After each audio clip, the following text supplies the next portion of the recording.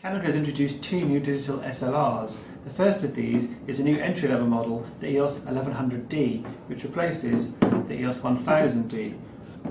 As you can see, the two models are superficially similar, but when you look at it closer, you can see that the design has been changed. It's a lot more stylish, and a lot more curvy and rounded, I suppose you'd say, and some of the button placements have been changed on the new model.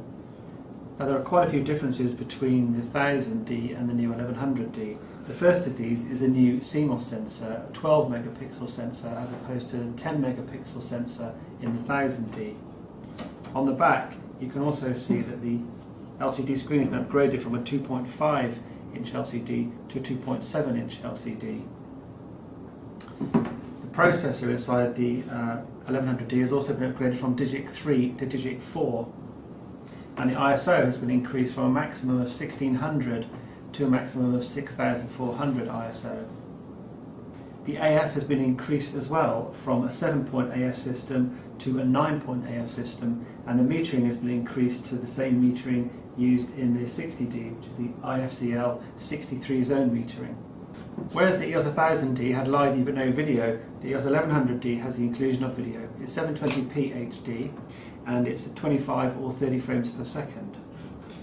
Another key feature of the 1100D is the addition of a feature guide, which is similar in principle to that used in some other manufacturers' cameras aimed at novice and newcomers to DSLRs, in that it tells you what each of the modes does when you select them. So as you can see there, as you just rifle through the modes there, it tells you what it does and why you might want to use it. And this obviously is a great step-up feature for people coming up from compact cameras who might be intimidated by straying away from the green auto mode.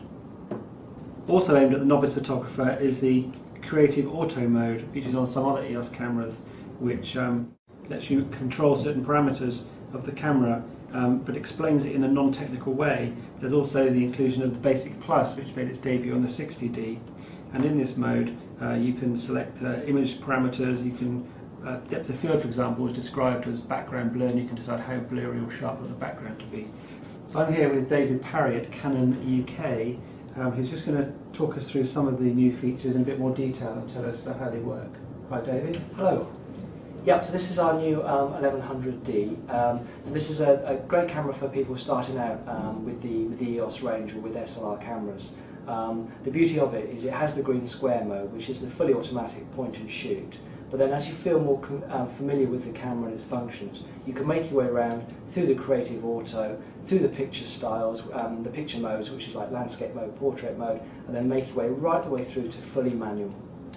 We've also added the quick control screen to the 1100D, which we didn't have on the 1000D. This enables you very, very quickly to actually change settings on the back of the camera, things like your white balance, your picture style, and the basic use of the flash as well. Okay. So tell us about the movie mode. How does that work?